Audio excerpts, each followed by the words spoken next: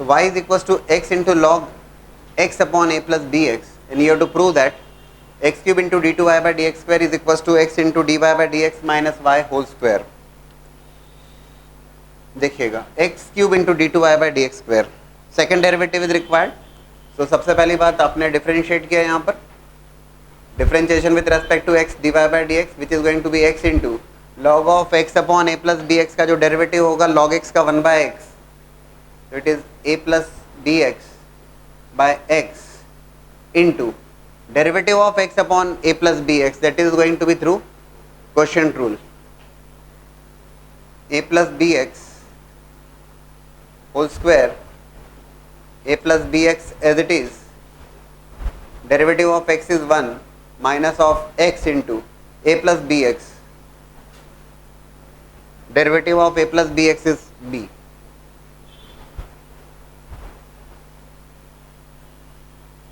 bx cancel होता है यहाँ पर, ठीक है, and minus of sorry plus, product rule से डिफरेंशिएट किया x as it is, derivative of this function, ठीक है, plus log x upon a plus bx as it is, and derivative of x which is 1. Product rule से आपने differentiate कर लिया, ठीक है. अच्छा, जहां तक कि log x upon a plus B X से हम एक काम जरूर कर सकते हैं, जहां जो सब्स्टिट्यूट कर सकते हैं कर लिया जाए, थोड़ा सा आसान हो जाता है कार्यक्रम. यहाँ पे x कैंसिल हो रहा है, देखते जाइएगा, ये bx कैंसिल हुआ, it is a plus B X is there in the numerator, it is a plus B X whole square there in the denominator. तो a प्लस बी एक्स और ये a plus B X whole square से cancel होगा. तो dy by D x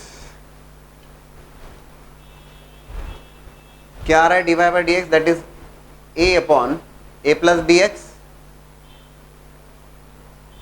plus, अब हम छोटी सी बात ये करते हैं कि log of x upon a plus B X, result को भी अगर हम ऑब्जर्व करें x cube D two Y by D X square equal to X into D Y by D X minus Y whole square, तो log of x upon a plus B X I can keep here as y by X, इसको y by X रख देता हूँ मैं, ठीक है ना. log x upon a plus B X और log x upon a plus B X को y बाई एक्स सब्स्टिट्यूट कर दिया हमने यहाँ पर, ठीक है ना. अपना टारगेट है we want x cube D two Y by D X square, ठीक है, x cube D two Y by D X square, that means again we'll have to differentiate that, फिर से डिफरेंशिएट करना होगा x into D Y by D X. Okay, we take LCM, या LCM लेने के पहले भी, ठीक है, again differentiation with respect to x D two Y by D X square, again differentiation with respect to x, a upon a plus bx, a is a constant value, a plus bx raised to power minus 1 का derivative, a plus bx raised to power minus 1 का derivative minus of a plus bx raised to power minus 2, ठीक है ना, into b. It is a plus simple derivative ले रहे हैं, कोई बहुत बड़ा काम नहीं कर रहे, plus y by x, that y by x is through what? In fact we can take x in the multiplication first so that y का डेरिवेटिव dy by dx हो जाएगा. ऐसा कर सकते हैं, है ना. we can take, देखो, so that वो जिस फॉर्म में रिक्वायर्ड है ना उस फॉर्म में भी आ जाएगा.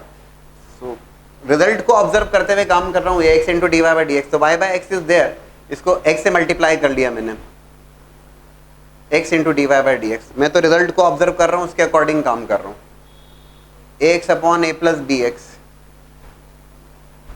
प्लस वाई, ठीक है. हाँ, लेकिन अब जब मैं डिफरेंशिएट करने वाला हूं तो it is x into D two Y by D X square. देखें जरा क्या क्या होता है, x into D two Y by D X square plus D Y by D X,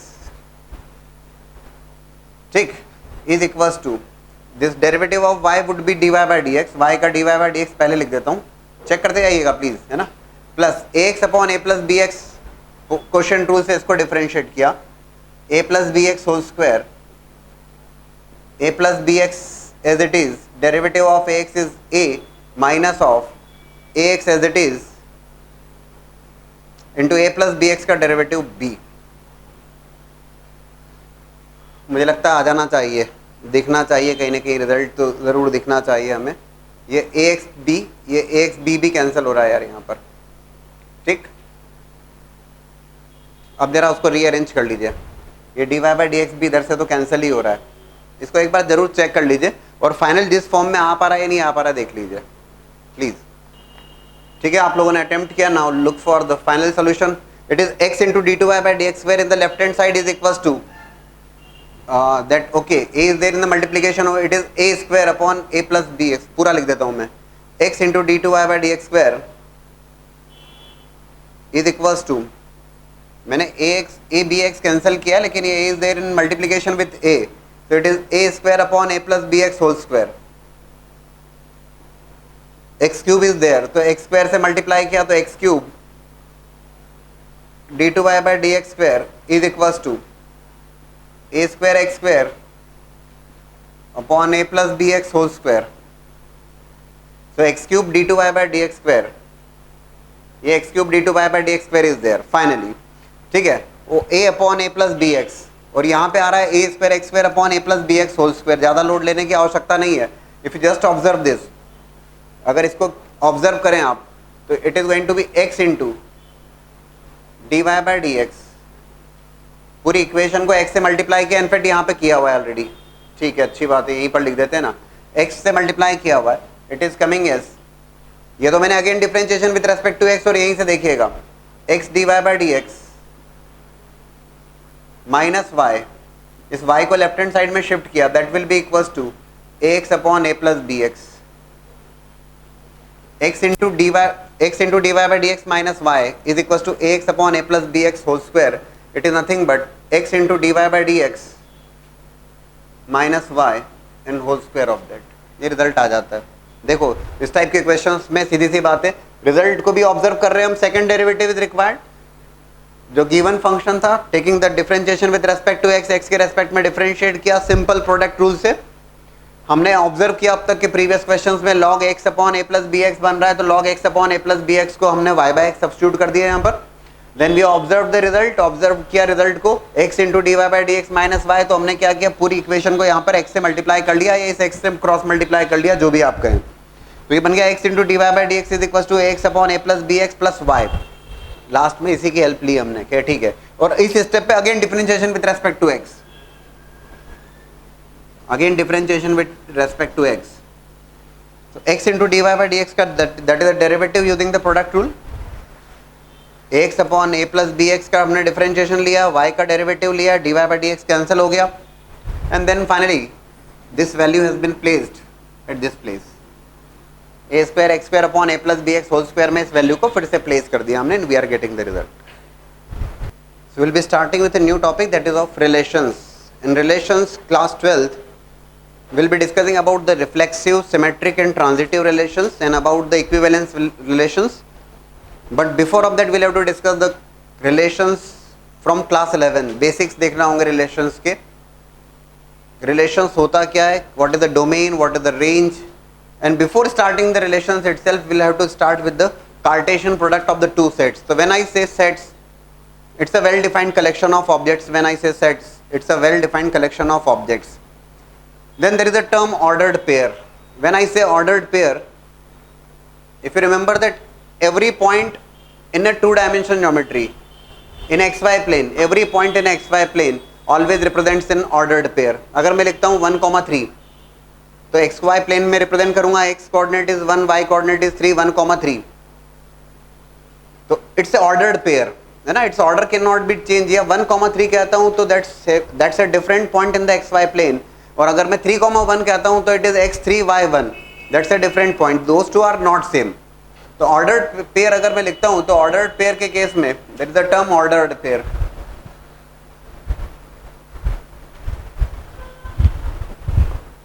that is nothing but a, b. तो a, b अगर लिख रहा हूं तो that is the ordered pair, है ना. जिस ऑर्डर में लिखा गया उसी ऑर्डर में लेना है आपको. मैंने आपको सीधा सा एग्जांपल दिया कि XY प्लेन के जितने भी points, infinite number of points in that XY plane represents the ordered pair. 1,3, 3,1, 10,1, 100,3, these are nothing but the ordered pair. और मान लीजिए अगर ये कहा जाता है कि one of the ordered pair is x plus 1, y minus 3 and the second ordered pair is 10,7. और अगर ये कहा जाता है, बहुत बेसिक लेवल से बात कर रहे हैं, if these two ordered pair are same, equality of the two ordered pair, अगर दो ऑर्डर्ड पेयर इक्वल है तो सीधी सी बात है कि दो ऑर्डर्ड पेयर इक्वल है, इसका सीधा सा मतलब है that x plus 1 must be equals to 10 और y minus 3 must be equals to 7. That is the only point that you will be getting x as well as y. Ordered pairs are equal, that means x plus 1 will be equals to 10 and y minus 3 would be equals to 7. But ये ध्यान रखने वाली बात है कि if it is 1,7 it cannot be written as 7,1 which is a different ordered pair. When we discuss about the Cartesian product of the two sets, relations से पहले हमें बात Cartesian product की करना पड़ेगी. तो Cartesian product of the two sets,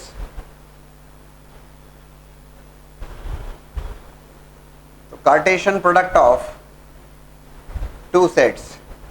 Let's say there is a set A which is containing elements 1, 3, 5, and there is a set B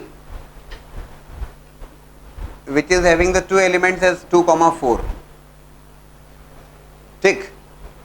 और अगर ये कहा जाए कि Cartesian product of A with B,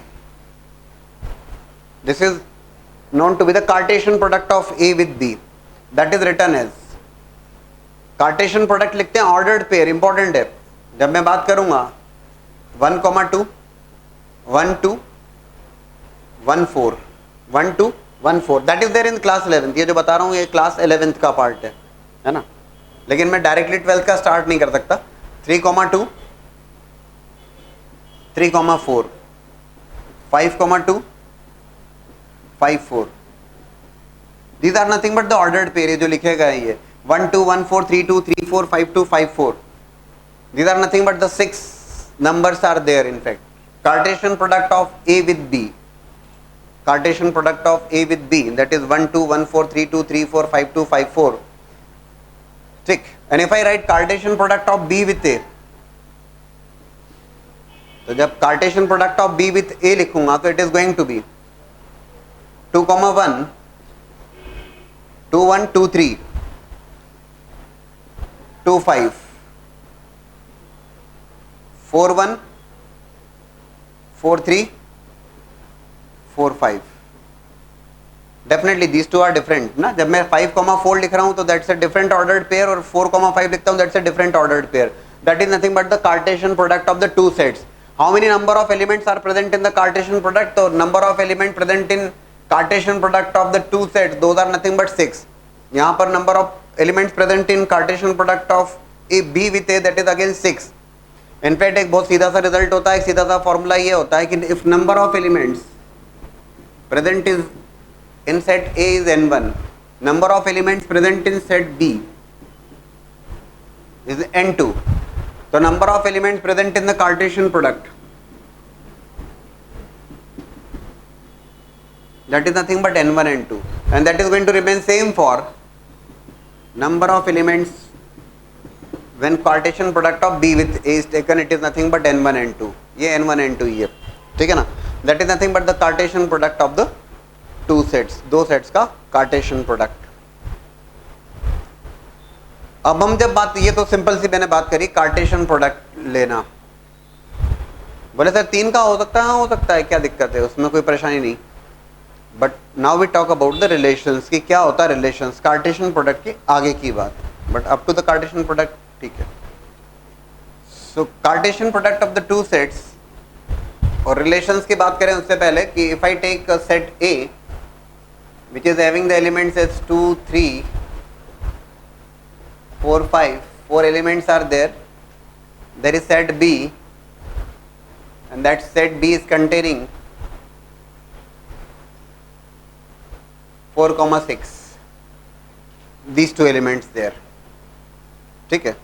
When I write the Cartesian product of the two sets, दो sets का Cartesian product अगर मैं लिखता हूँ, तो that is now very much clear to you that okay, there are going to be how many elements? So 4 into 2, 8 elements there in the Cartesian product. और आप आसानी से लिखेंगे that okay it is going to be 2, 4, 2, 6,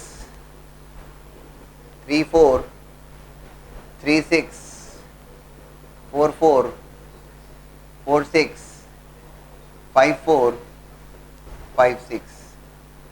ये तो Cartesian product हुआ, सीधी सी बात है. और नंबर ऑफ एलिमेंट्स जो कार्टेशियन प्रोडक्ट में 2008. लेकिन अब मैं बात चालू करता हूँ रिलेशन की कि सेट ए के एलिमेंट सेट बी से कैसे रिलेटेड हैं. What is the relation in the, अब वो रिलेशन कुछ भी हो सकता है. जैसे अगर बात की जाए सेट ए के एलिमेंट सेट बी से किस टाइप से रिलेटेड हैं, तो ए इज रिलेटेड टू बी है ना. Let's The relation which is existing here is that if x is an element of A, y is an element of B, and what we are discussing, x comma y is an element present in the set, in the relation, और कैसा relation, that x is less than y. जो relation है उसमें, जो जिस relation की हम बात कर रहे हैं वो रिलेशन है कि x is less than y. यही दो सेट्स हैं, देखिएगा 2 3 4 5 सेट A, ये x y से डिनोट किया, x is an element of A, y is an element of B. तो x y उस रिलेशन का मेंबर होगा या एलिमेंट होगा कब, जबकि x is less than y. The relation is of, क्या रिलेशन है, किस रिलेशन से A के मेंबर्स B से जुड़े हुए हैं, वो रिलेशन है लेस देन.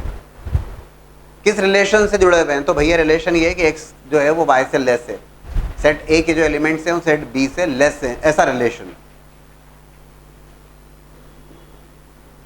उस केस में अब वो रिलेशन कैसा रिलेशन होगा, उसमें कितने एलिमेंट्स होंगे, तो 2 इज क्लियरली लेस देन 4, ठीक है, 2 is less than 6, 3 is less than 4, 3 is less than 6, 4 is not less than 4, but 4 is less than 6, and 5 is less than 6.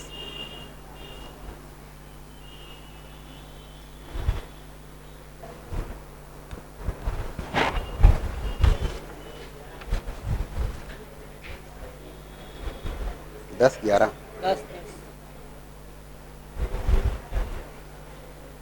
क्या बाहर रुक जाएगा, है ना, तेरा फोटो खींच गया वो.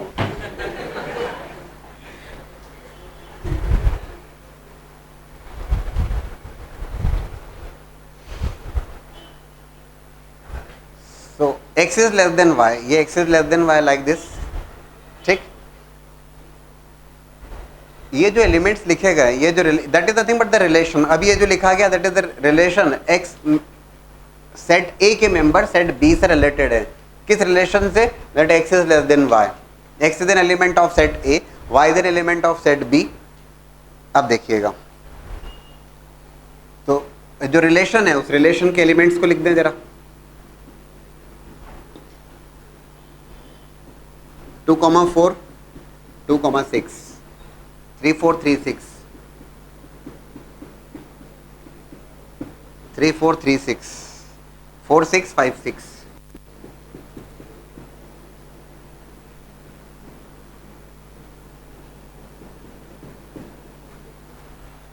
जो रिलेशन में आए एलिमेंट्स उनको भी लिख दिया गया, उन ऑर्डर्ड पेयर को भी लिख दिया गया. There are how many ordered pair there, 1 2 3 4 5 6 ordered pairs are there, ठीक है. We'll discuss one more relation. Again set A is given, set B is given. This is the Cartesian product of the two sets. ये दोनों sets का Cartesian product है जो लिखा हमने. Number of element present in the Cartesian product is 8. When I have discussed the relation, that relation is of x less than y. दूसरा relation हो सकता है कि x greater than y हो, तो x greater than y हो तो उसके अकॉर्डिंग लिख देंगे आप, उसमें क्या परेशानी है. If x is greater than y, in that case, चलो लिख देते हैं, क्या दिक्कत है. x is greater than y, that's a new relation.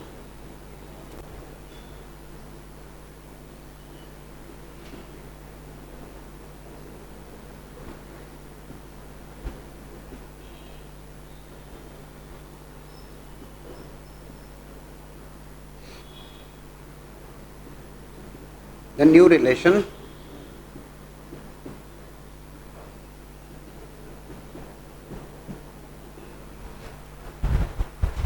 Cartesian product तो सेम रहेगा और उसके एलिमेंट्स तो 8 हैं, ठीक है. नाउ x इज ग्रेटर देन y, तो 2 इज ग्रेटर देन 4, नो. 2 इज greater than 6, no. 3 greater than 4, no. 3 greater than 6, नहीं. 4,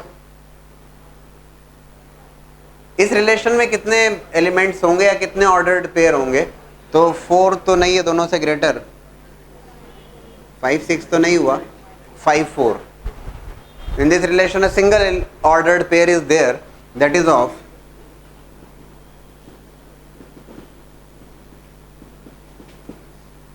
फाइव कॉमा 4, ठीक है.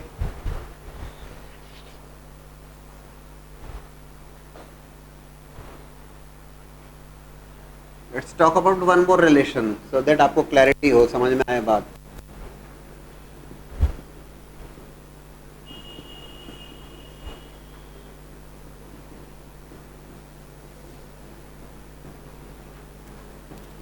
x divides y, x divides y,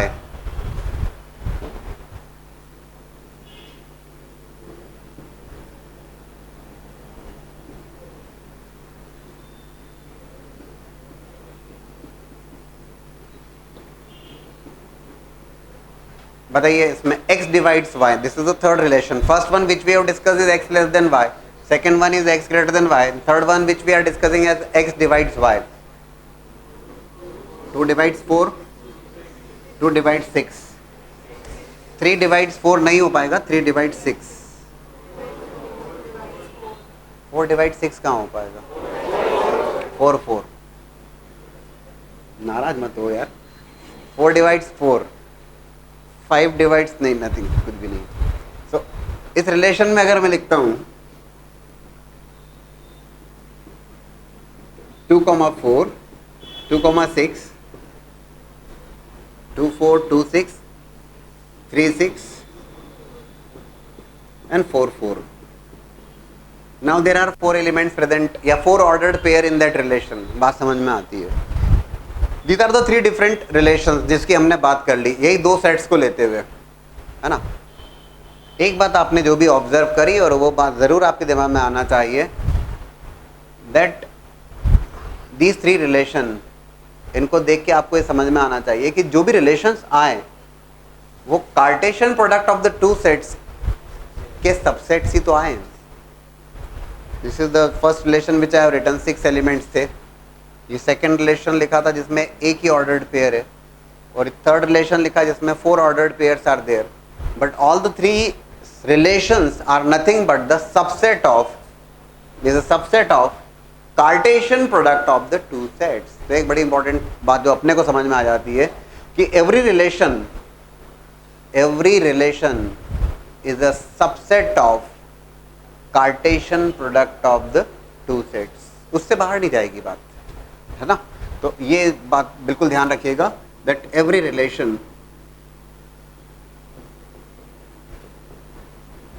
is subset of Cartesian product of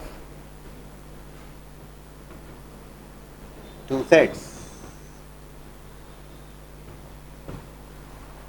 Every relation is a subset of Cartesian product of the 2 sets. We can definitely write that जो relation है, या that relation is always going to be subset of Cartesian product of the 2 sets. ठीक. अब मान लीजिए एक सवाल मैं आपसे करता हूँ, ये 3 रिलेशन है, आपने समझ लिया कि कार्टेशियन प्रोडक्ट ठीक है, सोच समझ के जवाब देंगे. Number of elements present in set A is n1, number of elements present in set B is n2, number of elements present in the Cartesian product of the 2 sets is n1 n2. अगर मैं पूछता हूं आपसे कि Cartesian product में कितने elements हैं, those are n1 into n2. Every relation is a subset of Cartesian product of the 2 sets. ये बात भी हमने कहा, ठीक है. How many relations are possible in this case? When set A is containing n1 elements, set B is containing n2 elements, Cartesian product is containing n1 n2 elements. मेरा सवाल आपसे ये है कि इसके कितने रिलेशंस पॉसिबल है, इन हाउ मेनी वेज, या how many relations are possible here. Infinite कैसे हो गया, कुछ तो फाइनाइट होगा. हाँ, n1 n2, how many relations are existing here. तो अगर आप थोड़ा सा ध्यान दें, हाँ, तो नंबर बता दें अपन. नंबर मुझे मत काउंट करने को कहें, आप बता दें, क्या आप निपट लो अपने हिसाब से. तो नहीं, every relation is a subset of Cartesian product of the 2 sets. एक छोटी सी जानकारी आप लोगों के लिए, और आप बहुत ही ढंग से जानते हैं, किसी सेट में अगर n एलिमेंट्स हैं, किसी सेट में अगर n एलिमेंट्स हैं, if I ask you how many subsets are possible, then कितने सबसेट्स पॉसिबल हैं उस केस में, those are nothing but 2 raised to power n. कोई नई बात नहीं कही मैंने आपसे, है ना. if n elements are there in a set, how many subsets are possible? Those are 2 raised to power n. तो यहां पर नंबर ऑफ सबसेट्स की जब बात की जाएगी, number of subsets of Cartesian product of a with b is 2 raised to power n1 n2. That means these many relations are possible here, 2 raised to power n1 n2.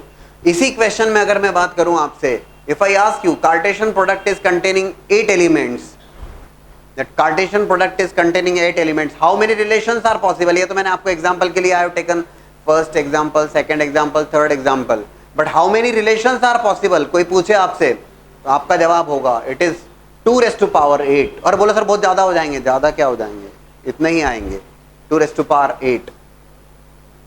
Those many relations are possible, and always do remember that जो भी relations होंगे those are subsets of Cartesian product of the two sets. हमेशा ध्यान रखिएगा कि empty set, अगर आपको याद आ रहा हो, empty set is always a subset of that given subsets. जो भी आपका total number of subsets की list लिखते हैं उसमें empty subset, empty set भी आता है, और a set itself is always there. लगता है सब कुछ भूल गए, पढ़ा ही नहीं था. एटलीस्ट जो लोग यहाँ थे वो तो ऐसा नहीं बोल सकते हैं, वो तो बोल ही नहीं सकते यहाँ पे. इट्स रिकॉर्डेड ना, इट्स रिकॉर्डेड. ऐसा नहीं कि मैं फेंक रहा हूँ, yes you can definitely check.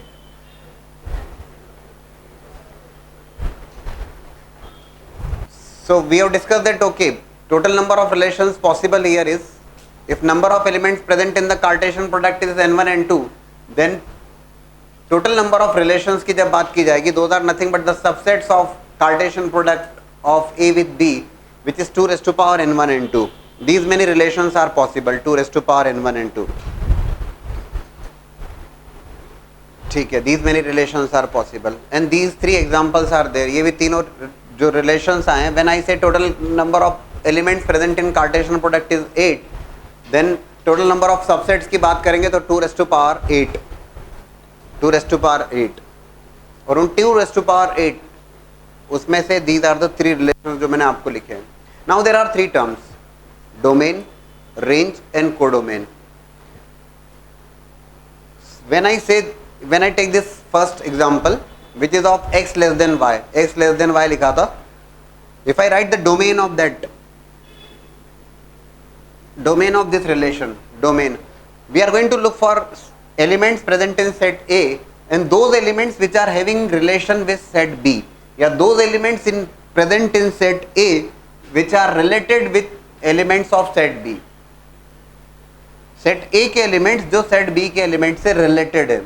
So how many elements are there? 1, 2, 3 and 4. All 4 elements are related with elements of set B. So when I ask you the domain of this relation, that is nothing but 2, 3, 4, 5.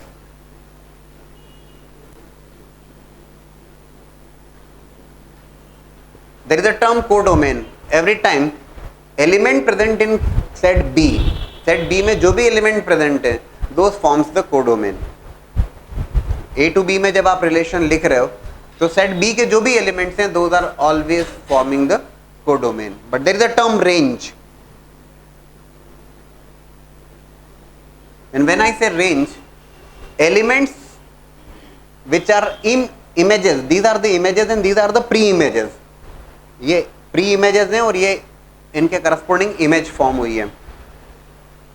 4 and 6, these are the 2 elements which are the images of a corresponding to the pre images present in set A. जो pre images हैं वो domain form कर रही हैं और जो image हैं वो रेंज फॉर्म कर रही हैं. तो how many images are there? 4 as well as 6 both. तो रेंज की बात करेंगे, 4 as well as 6 both. ये टर्म्स हैं डोमेन और range. If you look for the second example where x is greater than y, बहुत आसानी समझ में आएगा. If I ask you the domain of this relation, set A में, if you observe set A, there are 4 elements there, 2, 3, 4, 5. But if I ask you the domain of this relation, there is a single element which is having a image present in set B, single element which is 5. Malay भाई पहले देखिएगा, 2 3 4 5 there is a single element present in set A which is having image present in set B which are having which is related with set B element, तो single element is there. तो ये ध्यान रखिएगा, you are not going to say that all the 4 elements are going to form the domain. No, only those elements which are having images present in set B, those elements which are having images present in the codomain are forming the domain. तो यहाँ पर out of 2 3 4 5 a single element is there which is forming the domain, which is 5. Domain is 5. If I talk about the range of that range of that relation, if I ask you the range of that relation, there are 2 elements present in set B which is 4 and 6, but range elements which are images corresponding to the pre-images present in set A. Set A के जो elements हैं वो pre-images हैं, और set B में जो elements हैं those are images. There is a single element is there which is 4. So if I ask you the range of that relation, इस relation की range single element is there which is 4. Single element is there. If you take the third example, and again I talk about the domain as well as range, what we are discussing, that's a part of class 11th maths, है ना. Domain, set A elements are 2 3 4 5, but we are going to look for the elements which are related with, which are having images present in set B. Those are 2 3 and 4. So domain is nothing but 3 elements are there, 2 3 4.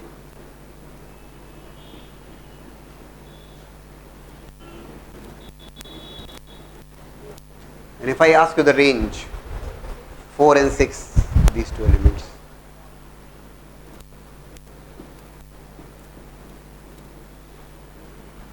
These are the terms then, है ना. पहली बात तो, but जब हमने relations की बात करी तो रिलेशंस के पहले हमें कार्टेशियन प्रोडक्ट को समझना होगा कि क्या होता है Cartesian product, and then we have discuss that every relation is a subset of Cartesian product of the two sets. उससे बाहर नहीं जा सकता. तो how many subsets are possible, तो if number of elements is n, तो number of subsets होंगे 2 raised to power n. तो अगर number of elements n1 n2 है तो 2 raised to power n1 n2. अगर नंबर ऑफ एलिमेंट्स 8 हैं तो 2 raised to power 8. Those many relations are possible there. और उन रिलेशंस में ध्यान रखने वाली बात है कि एक empty relation is always going to be there, और एक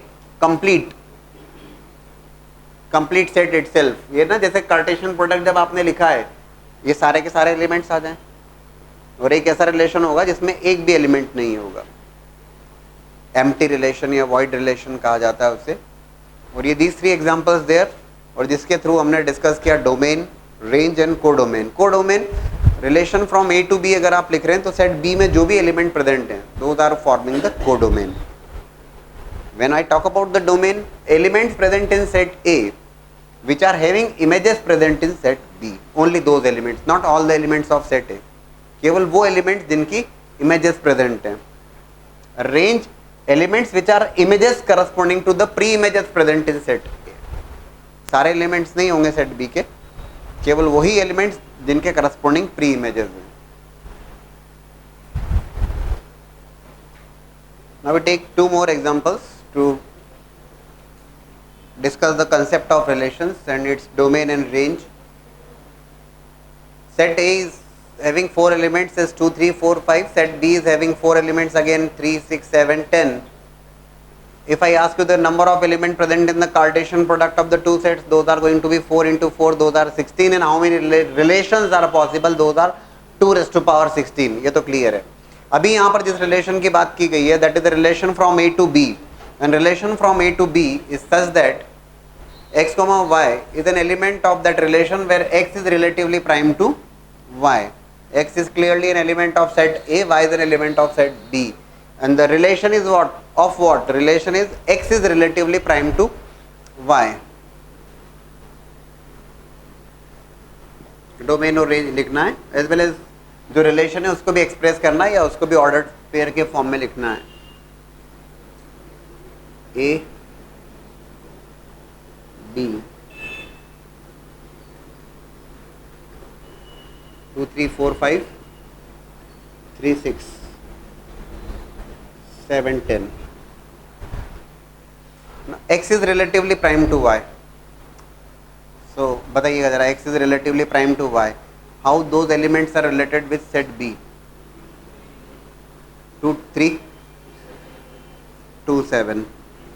ठीक है, 3 3 नहीं होगा, 3 6 नहीं होगा, 3 7 3 10. रिलेटिवली प्राइम, कॉमन फैक्टर नहीं आना चाहिए ना. 4 4 3 4 7 4 6 नहीं होगा क्योंकि उसमें 2 is the common factor there. और 5 5 3 5 6 5 7. So if I ask you the domain of that relation, the domain is clearly all the 4 elements are having images present in set B. तो domain की जब बात की जाती है तो all the 4 elements,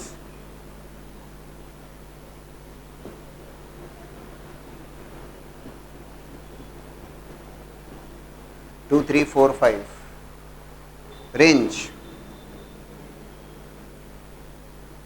Elements which are images corresponding to the pre-images present in set A. In fact यहाँ पर चारों elements images हैं corresponding to 3 6 7 10.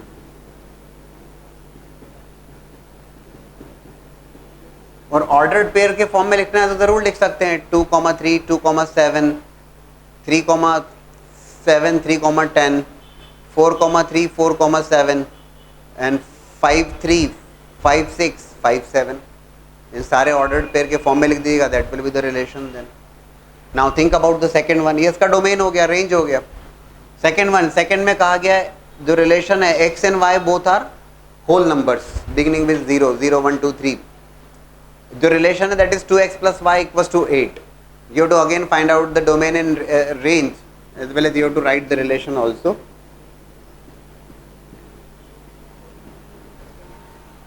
So 2x plus y equals to 8.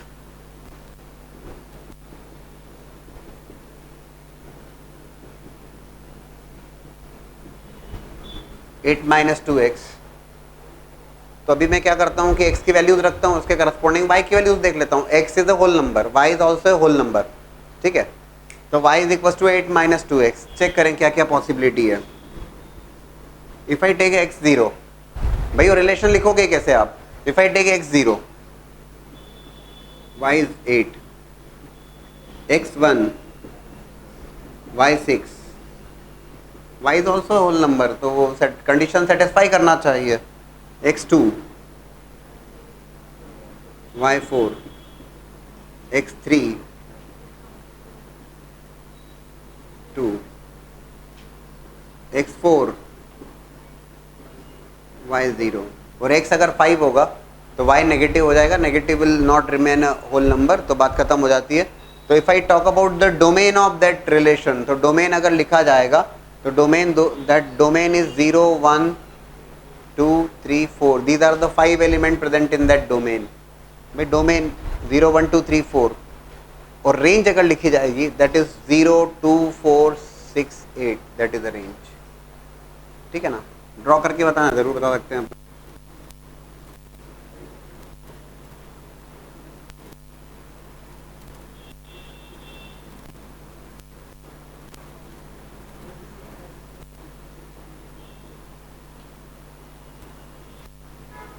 किसी भी ऑर्डर में लिख दो, उससे कोई परेशानी नहीं है.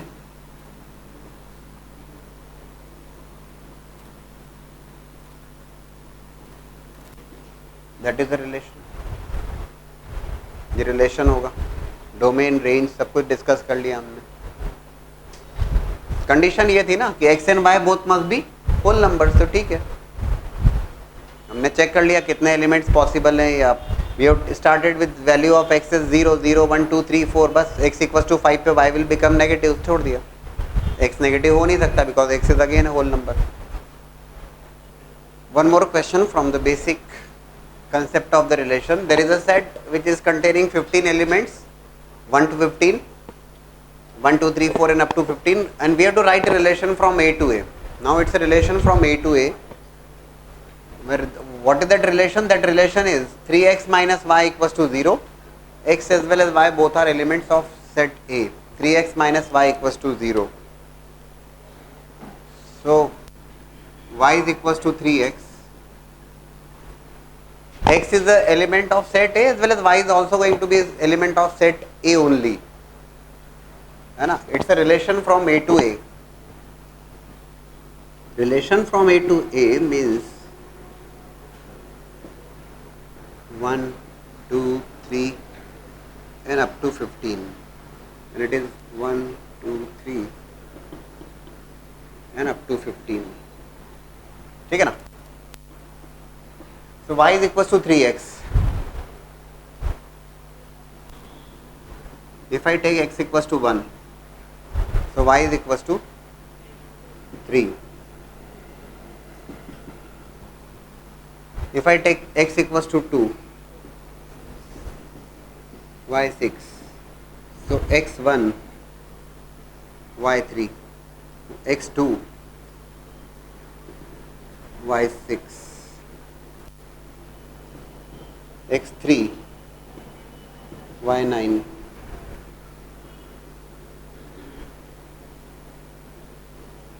x4, y12,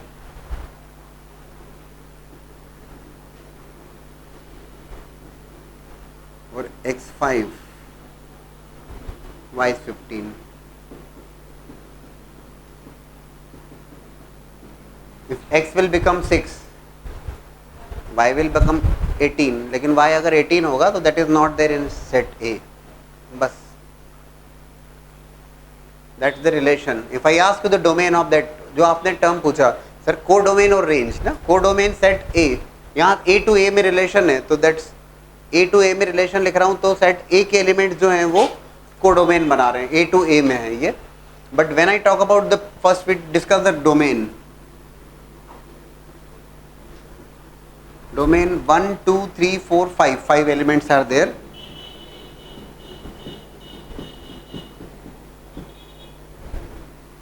Range.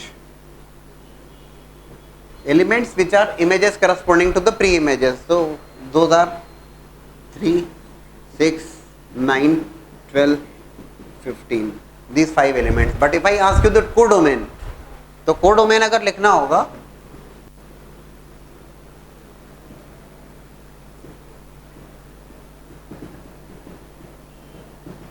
all those 15 elements are forming the codomain. Relation को लिखना होगा तो रिलेशन 1, 3, 2, 6, 3, 9, 4, 12, 5, 15. और ये ध्यान रखिएगा कि जब भी रेंज की बात की जाती है तो range is always a subset, as we have discussed that every relation is a subset of Cartesian product of the two sets. ठीक वैसे ही रेंज जो होगा is always a subset of domain. हो सकता है कि जो भी रेंज आई है पूरा पूरा कोडोमेन ही हो, और हो सकता है कि कम एलिमेंट्स हो. जैसा यहाँ the previous case I think 4 elements were there and all the 4 elements या 3 elements were codomain as well as range same हो सकता है. और यहाँ पे कोडोमेन में 15 एलिमेंट्स हैं बट रेंज में 5 एलिमेंट्स हैं. Fine, that's how we are going to represent the relation through arrow diagram. You have to write the domain, codomain, range, ये सारी बातें लिखी जा सकती हैं.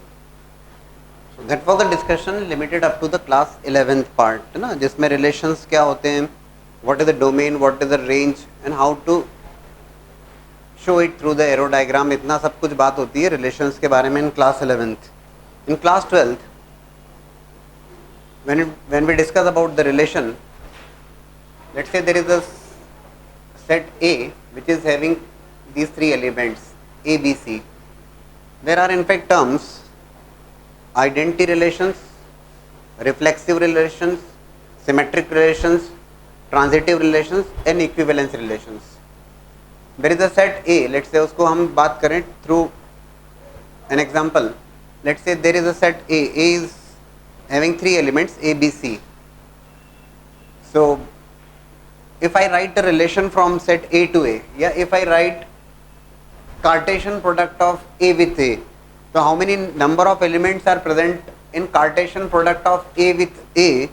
तो ABC का AB के साथ में अगर ABC के साथ में अगर Cartesian product लोगे तो it is going to be A comma B, A comma C, B comma A, B comma B, B comma C.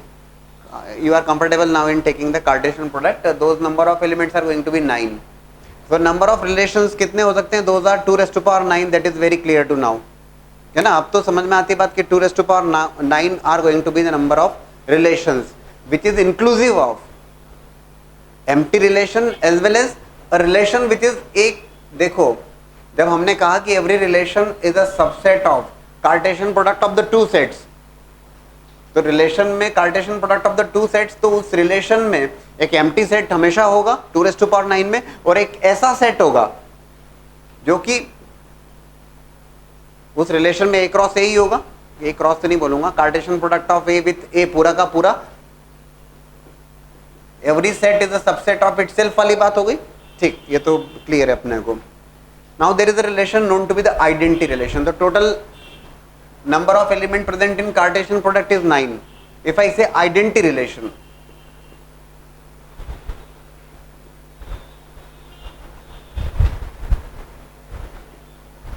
so identity relation अगर मैं कहता हूं, in that case relation बोले सर कहां से, किसका किसके साथ में, तो relation from A to A, ये जो relation लिख रहा हूं मैं, that relation from A to A is going to be an identity relation provided if it is having A comma A, B comma B and C comma C as an ordered pair included in that relation. Only these 3 ordered pair must be there. 3 elements are there in the set A and A to A में relation लिख रहे हो आप, तो that relation is going to be identity relation provided that relation is containing A comma A, B comma B, C comma C. Total कितने हो सकते हो? तो 2 raised to power 9 हो सकते हैं, बट उस 2 raised to power 9 में से this relation is going to be the identity relation, ऐसा कहा जाता है. ओनली दीज 3, और कुछ नहीं चलेगा, और कुछ नहीं चलेगा, है ना. इफ इस केस में कहा जाएगा कि x is an element of set A, if x is an element of set A, then x comma x is element of that relation, only that. उसके अलावा और कुछ नहीं होना चाहिए. अगर मान लीजिए a comma A, B comma B, C comma C और A comma B भी आ गया उसमें, in that case it will not remain an identity relation. इन तीनों ordered pairs के अतिरिक्त कुछ और अगर ordered pair आ गया यहाँ पर, in addition to that those 3, then it is not going to remain an identity relation. मान लीजिए अगर मैं लिखता हूं, that's a new relation from A to A, you are writing it from A to A.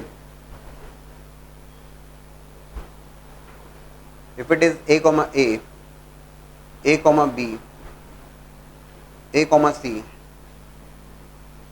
B comma B, B comma C, C comma A, C comma B, C comma C, that's again going to be a relation. ये relation होगा, तय बातें होगा, ठीक है ना, because it is a subset of Cartesian product of the two sets.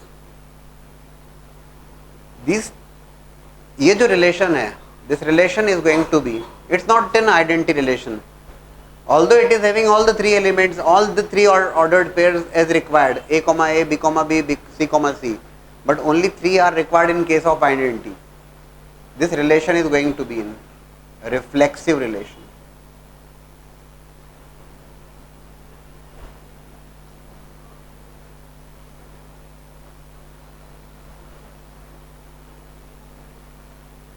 X comma X is the element of that relation only. इसके अलावा कुछ नहीं होना चाहिए. But in case of reflexive relation, that's a reflexive because it is inclusive of, if A is an element of set A, then A comma A is an element of that relation. तब हम कहेंगे कि ये कैसा relation है, ये reflexive है. लेकिन यहां पर definitely there could be some more ordered pairs there, but the only requirement is if A is the element present in set A, then A comma A must be present in that relation. That means this A comma A B comma B and C comma C. If these three are present, fine. That is going to be a reflexive relation. It is not identity relation. ये reflexive relation होगा because there are some more ordered pairs there. So reflexive में एक छोटी सी बात है, if A is an element present in set A comma A is also element present in that relation. ठीक. यहाँ पर एक और बात हम कह सकते हैं, आइडेंटिटी रिलेशन और रिफ्लेक्सिव रिलेशंस को अगर आप ऑब्जर्व करो, that every identity relation is a reflexive one. जो भी आइडेंटिटी रिलेशन, सुन लीजिएगा इस बात को, every identity relation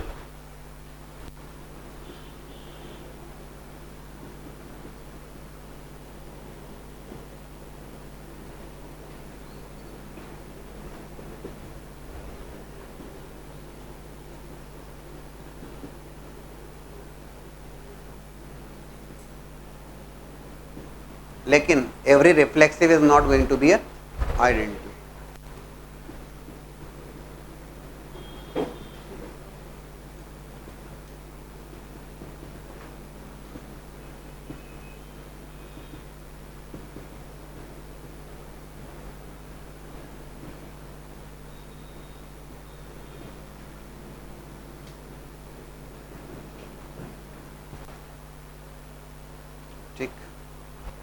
We'll be discussing the examples based on the reflexive, but first we discuss about reflexive, symmetric and transitive. होते क्या relations here?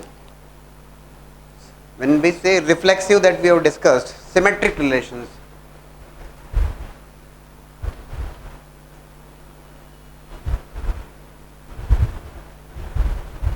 In case of symmetric relation,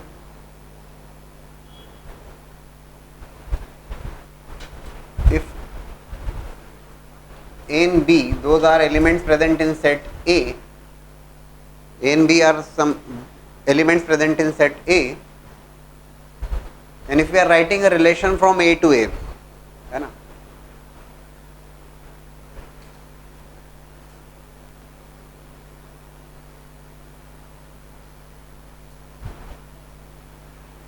in that case, if A comma B, if A comma B is the element of that relation, A comma B अगर उस relation में present है, and B comma A is also present in that relation, A comma B अगर present है और B comma A भी अगर उस relation में present है, it is going to be a symmetric one, then symmetric.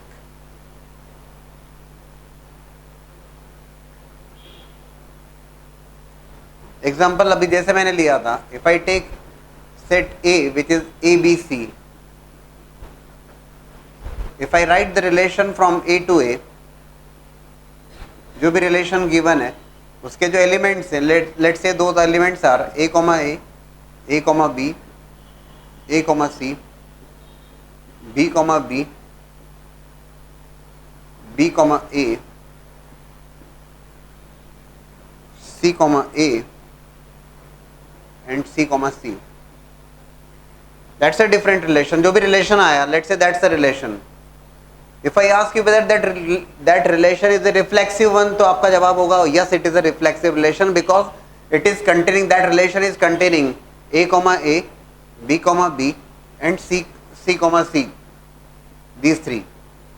That's a reflexive one. Fine. Whether it is a symmetric one, क्या ये symmetric है? तो in case of symmetric, if A comma B is present in that relation, तो हम ये check करेंगे क्या B comma A भी उस relation में present है. If it is present, then it's okay, ठीक है, केवल उससे बात नहीं बनेगी, बोले सर हो गया आधा सीमेंट, नहीं. If A comma B is there, then B comma A must also be there. If A comma C is there, then C comma A must also be there in that relation. Present है, A comma B है तो B comma A, और A comma C है तो C comma A है. This relation is going to be a symmetric. Reflexive तो है ही है, reflexive and symmetric. Not necessarily कि जरूरी है कि रिफ्लेक्सिव हो, ऐसा कोई आवश्यक नहीं है. मान लीजिए अगर उस रिलेशन में केवल यही लिखा है A comma B and B comma A, you are going to say it's a symmetric relation. It is going to be a symmetric one, ये सिमेट्रिक रिलेशन होगा। ए कॉमा बी है तो बी कॉमा ए अगर present है वो symmetric relation होगा। 1,3 then 3,1 must also be present in that relation, ठीक है ना, that is about the symmetric। जैसे मान लीजिए एक छोटा सा एग्जांपल दूं मैं आपको कि if we discuss about the relation of lines, there is a set of lines, सुनिएगा, there is a set of lines in a plane, there could be infinite number of lines present in that plane, and that relation is of, जो relation है वो ये है कि that line is perpendicular to, if I am talking about a set which is a set of lines in a plane, है ना, और जो रिलेशन अगर मैं लिख रहा हूं तो रिलेशन है कि L1 is perpendicular to L2,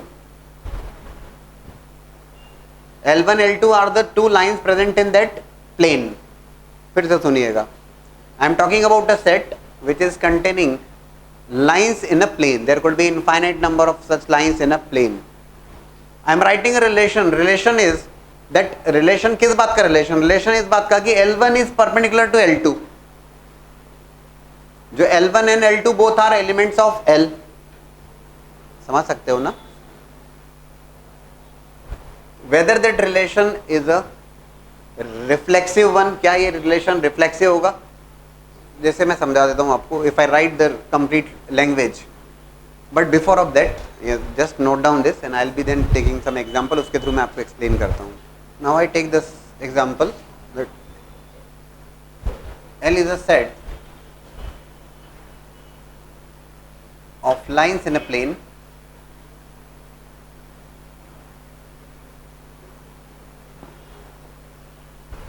let's say L1 and L2, these are the two lines present in that set, these are the two lines present in set L, L is a set of lines in a plane, L1 L2 जो हैं वो those are elements of L। if I talk about a relation of, जो relation है that relation is of what, that L1 is perpendicular to L2, that relation is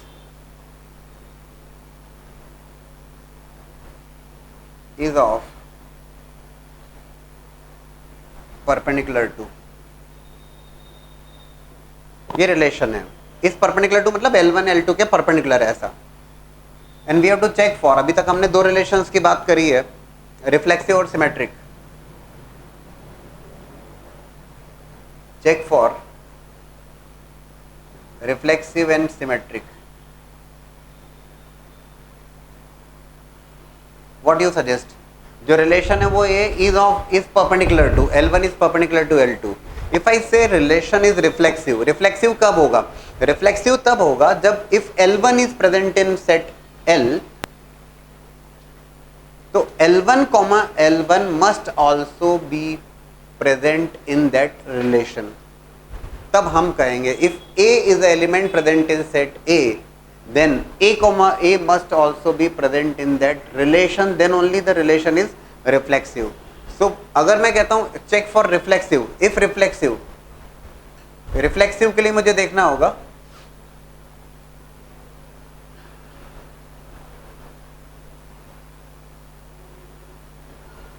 L1 is present in L, ठीक है, हम देखेंगे क्या L1 is a member of that relation, if,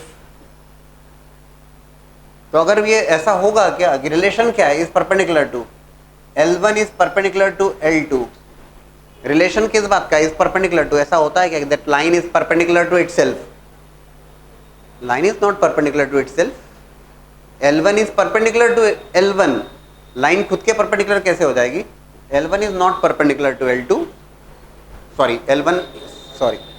L1 is not perpendicular to L1, भाई line खुद के perpendicular तो नहीं होने वाली ना, we have to check for reflexive, reflexive मतलब A is a set element present in set A, then A comma A must also be a member of that relation, तो L1 comma if A क्या, no, L1 is not perpendicular to L1, not reflexive।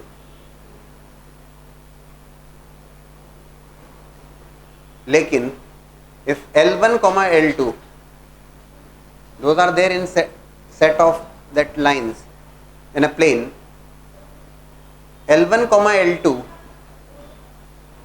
if L1 L2 is present in that relation, which means L1 is perpendicular to L2, that is the relation given to you. Check for L2 comma L1 is member of that relation. L1 L2 के perpendicular है. If two lines are perpendicular, तो बहुत ज़्यादा नहीं सोचना पड़ेगा. L1 L2 के perpendicular है तो L2 L1 के perpendicular होगी. L1 is perpendicular to L2 तो L2 is also perpendicular to L1. It is true. That is clearly going to be a symmetric relation. ये symmetric relation होगा. एक line भैया दो लाइन्स अगर परपेंडिकुलर है तो L1 L2 के परपेंडिकुलर है तो L2 L1 के परपेंडिकुलर है. ये तो समझाने के लिए इतना बोलना पड़ रहा है आप डेफिनेटली, लेकिन आपको लिखना भी पड़ेगा ना, बोर्ड एग्जाम्स में तो लिखना पड़ेगा आपको, तो इसलिए बनना चाहिए, अपने से लिखते बनना चाहिए लैंग्वेज में, है ना. तो yes it is there, that means ये जो रिलेशन है, किस बात का relation, is perpendicular to, is not a reflexive but symmetric. Reflexive नहीं है लेकिन सिमेट्रिक है. रिफ्लेक्सिव इसलिए नहीं है कि लाइन खुद के परपेंडिकुलर कैसे हो सकती है. तो A comma A must also be a member of that. No, it's not that. L1 comma L1 is not present there in that relation. नहीं है. लेकिन if L1 L2 is there in that relation, तो L2 comma L1 is also there in that relation. क्योंकि L1 अगर L2 के perpendicular है तो L2 भी L1 के परपेंडिकुलर है. It is symmetric. इतनी सी बात है. After discussing about the reflexive symmetric, we discuss the transitive relations.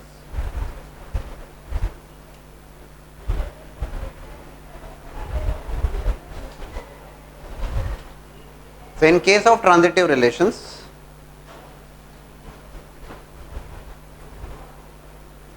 if A, B, C, these are the three elements present in set A, we are writing a relation from A to A.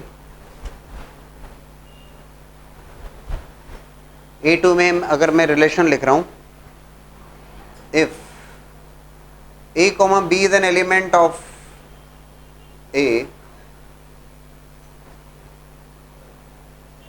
B comma C is an element of not A, sorry, A comma B is an element present in that relation, B comma C is also element present in that relation. If these two are there, then if A comma C is also present in that relation, A comma B present है उस relation में, B comma C present है, और अगर A comma C भी present है,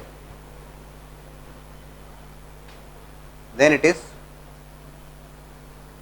transitive. ये transitive relation होगा. पहला क्या बोला हमने, reflexive. A is element present in set A, तो A कॉमा A अगर उस रिलेशन में प्रेजेंट है तो रिफ्लेक्सिव. सिमेट्रिक में क्या हुआ, A कॉमा B प्रेजेंट है रिलेशन में और B कॉमा A भी प्रेजेंट है, 1 2 2 1, सिमेट्रिक. और in case of transitive, A comma B is present in that relation as well as B comma C is present in that relation, and if AC is also present in that relation, AB है, BC है, AC भी है, in that case you are going to say that it is a transitive relation. तब वो transitive relation होगा. Let's take in some example कि if I say A is a set which is having these three elements 1 2 3, and the relation which I am writing from A to A, जो भी relation दिया होगा, let's say that is containing the elements as 1 1 1 2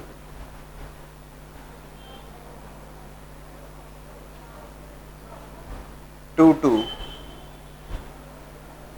2 3 1 3 3 3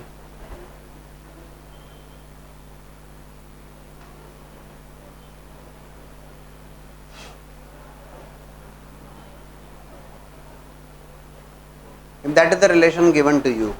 क्या comment करोगे आप इसके बारे में? सबसे पहले if I ask you about the reflexive, तो yes it is reflexive because it is containing the three elements 1 1 2 2 3 3 3 1 1 2 2 3 3 is present there, so it is reflexive. Fine. Whether it is symmetric, it is not symmetric. The reason is 1 comma 2 is present but 2 comma 1 हमें नहीं दिख रहा. आगे क्या देखना? 2 comma 3 is there but 3 comma 2 is not there. It is not symmetric. If I talk about the transitive, transitive के case में तो ठीक है 1 1 2 2 3 3. 1 comma 2 is there, 2 comma 3 is there, and 1 comma 3 is also there. 1 2 2 3 and 1 3. 1 comma 2 है, 2 comma 3 और 1 comma 3 है. It is going to be a transitive. ये transitive होगा, जरूर होगा. Reflexive and transitive.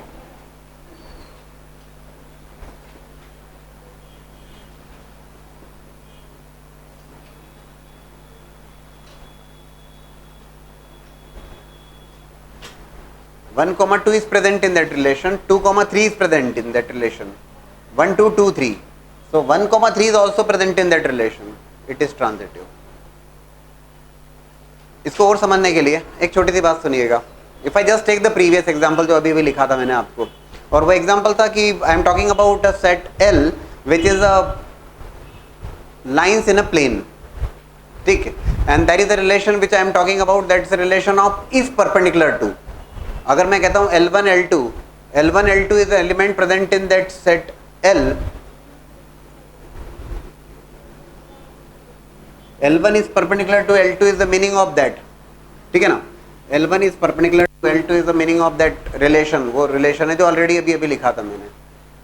मेरा सवाल आपसे ये, हमने प्रीवियसली डिस्कस किया रिफ्लेक्सिव नहीं था वो. The reason is line is not, जब मैं इज परपेंडिकुलर टू बोल रहा हूँ तो line is not perpendicular to itself, not reflexive one. It is symmetric because L1 is perpendicular to L2, so L2 is also perpendicular to L1. दो lines अगर perpendicular हैं तो L1 L2 के perpendicular है तो L2 L1 के perpendicular होगा, symmetric है. अब मेरा सवाल आपसे, whether that relation, which relation which just I have talked about is perpendicular to, is transitive or not. क्या वो ट्रांजिटिव होगा या नहीं होगा? ट्रांजिटिव से मतलब है A, B, B, C, then A, C must also be member of that. Actual मैं मुझे पहले ट्रांजिटिव बता के क्वेश्चन डिस्कस करना था, but I given an example, तो चलो हम बात कर लेते हैं अभी. तो ऑलरेडी क्वेश्चन आपके दिमाग में जस्ट नाउ आपने सॉल्व किया है. तो इफ आई से L1 L2 L3, these are the three lines in present in that set L. Infinite number of lines है उसमें. L1, L2 is present in that relation. So इसका मतलब क्या हुआ? L1 परपेंडिकुलर है L2 के, ठीक है.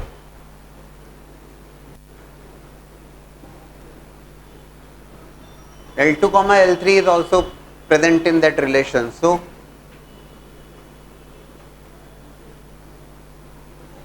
L2 L3 के परपेंडिकुलर है. That is the meaning of that relation. मैं चेक करूंगा, क्या चेक करूंगा?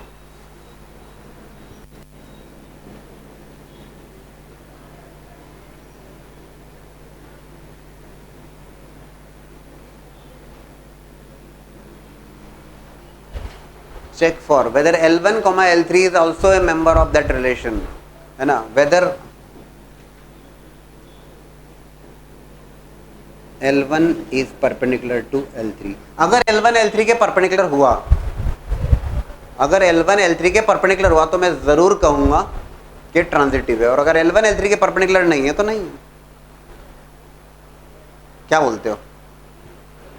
L1 L2 के परपेंडिकुलर है, L1 L2 के परपेंडिकुलर है,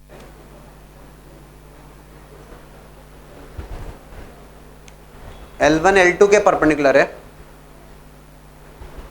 This L2 is perpendicular to some L3. L1 L2 L3.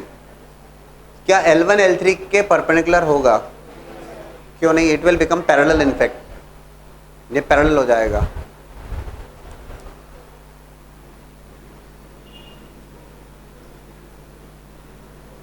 Is not perpendicular to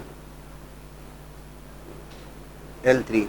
It is not transitive. ये relation transitive नहीं होगा.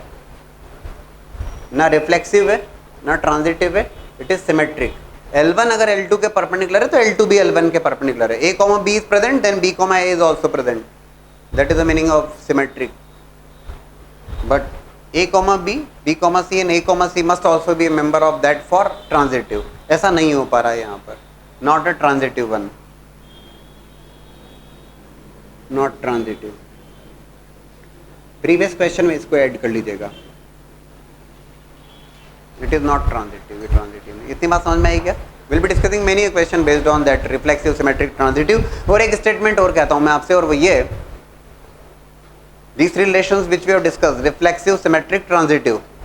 Reflexive, the meaning of reflexive, if A is the element present in set A, then A comma A is also present in that relation, reflexive. Symmetric, A, B present in set A comma B is a member of that relation, so B comma A is also a member of that relation, symmetric. If three elements A, B, C are elements of set A, और जो भी relation की आप बात कर रहे हो, A comma B है उस रिलेशन में, B comma C है उस रिलेशन में, और A comma C भी उस रिलेशन में है, तो ट्रांजिटिव. और अगर कोई रिलेशन रिफ्लेक्सिव भी है, सिमेट्रिक है और ट्रांजिटिव है, if it is reflexive, symmetric and transitive, all three, in that case it is equivalence relation. तब वो रिलेशन जो होता है उसे इक्विवेलेंस रिलेशन कहा जाता है. In that case it is equivalence relation. और इक्विवेलेंस के केस में, है ना, इक्विवेलेंस के केस में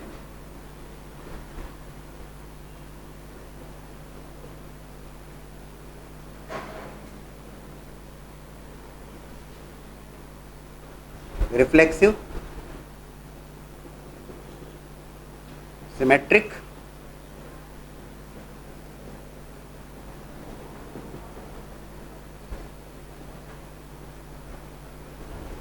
and transitive, that relation must be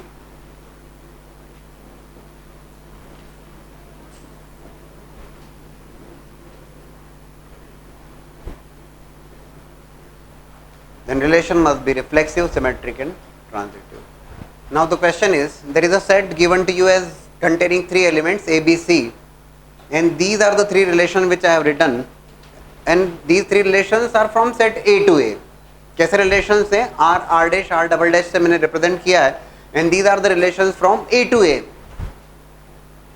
and question is, first one, second one, third one, you have to check for reflexive, symmetric and transitive. तीनों में reflexive, symmetric and transitive, first, second, third, just check कर लीजिए. Yes, first one, what you suggest? Reflexive, symmetric, transitive. As far as reflexive, first को check करें. A comma A is present there, B comma B is present and C comma C is present. So without any doubt, it is reflexive. First one है ना, R के लिए लिख रहा हूँ मैं. It is reflexive.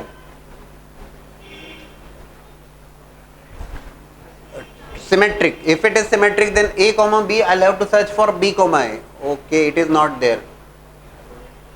A comma B है, but B comma A तो दिख नहीं रहा. It's not symmetric.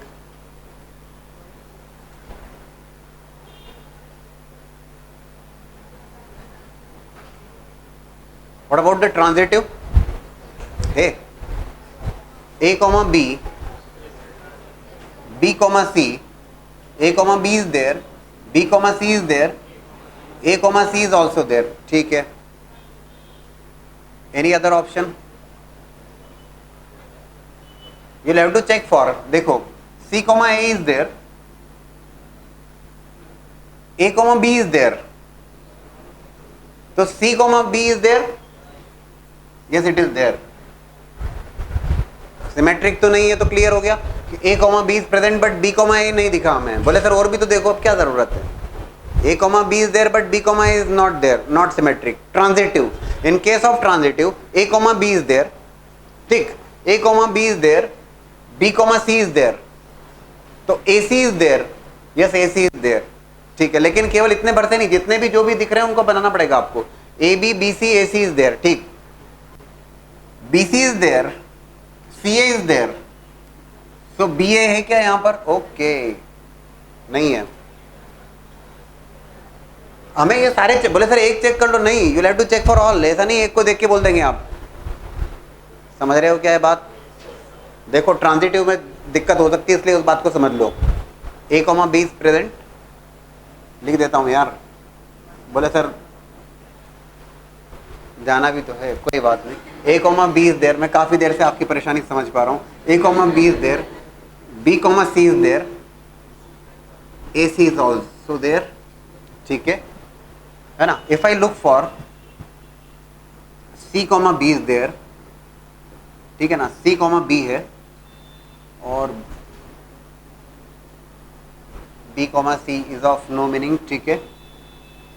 A B, B C, A C, so if I check for A comma C and A comma C comma A is okay, AC, you will have to look for A comma C, C comma B, so A comma C is there, C comma B is there, so A comma B is also there, A comma B is there। बोले sir हो गया ना transitive, भैया और भी देख लो, और कुछ ऑप्शन हैं क्या। सो C comma A is there, C comma A is there, A comma B is there, C comma B is there, ये भैया ये भी है। बोले सर देखना पड़ेगा, जरूर देखना पड़ेंगे। और कुछ जो अभी निकाला था हमने नहीं बन पाया था, B comma C, C comma A, B comma A, B comma is not there, it is absent, और B comma is not there,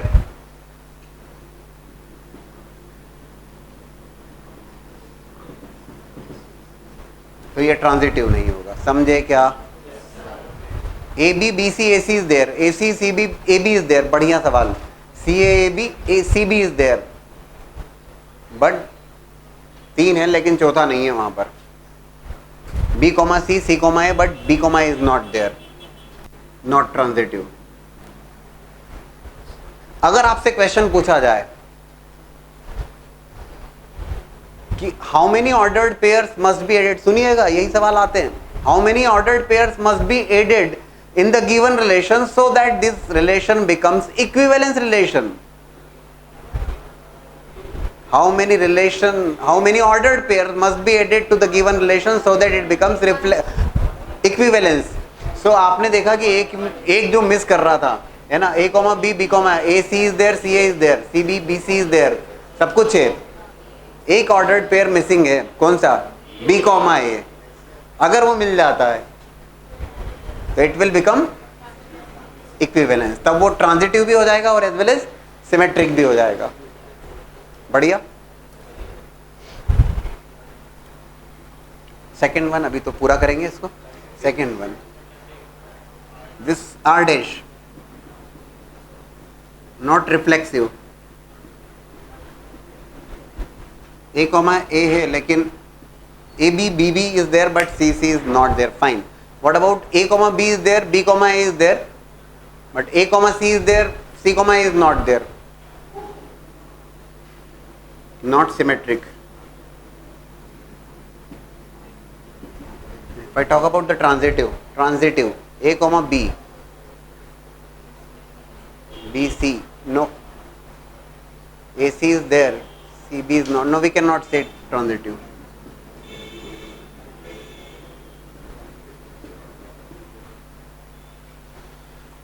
ठीक है, ये ट्रांजिटिव नहीं है। ए कॉमा बी, बी कॉमा सी, तो ए कॉमा सी है ही नहीं ना, उस टाइप का कोई कार्यक्रम यहाँ पर। ए कॉमा बी, बी कॉमा सी, तो ए कॉमा सी, वैसा कुछ बन नहीं रहा है यहाँ पर। Third one, R double dash, A comma A is absent, not reflexive.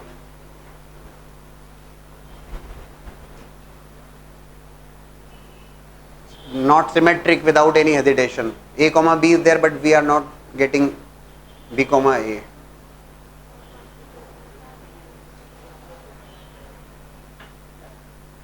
What about transitive, A comma B है, B comma C है, A C is not there,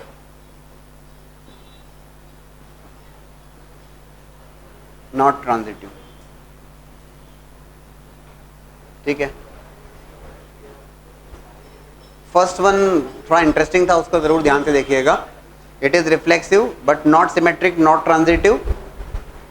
reflexive symmetric तो आसानी से देखिए आपको कि it is not symmetric, but transitive में मेहनत लगी क्योंकि यहाँ पर ये 3 तो ऐसे बन रहे थे ऑर्डर्ड पेयर को जो हमने देखा, तो those were transitive but one of them was missing, और वो जो मिस हो रहा था वो केवल एक सिंगल ऑर्डर्ड पेयर के कारण हो रहा था, दैट वाज b, a।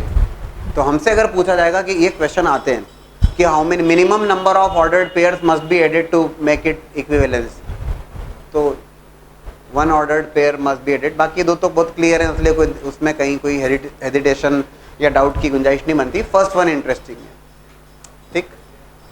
तो फर्स्ट वन में minimum number of ordered pair 1 which is b,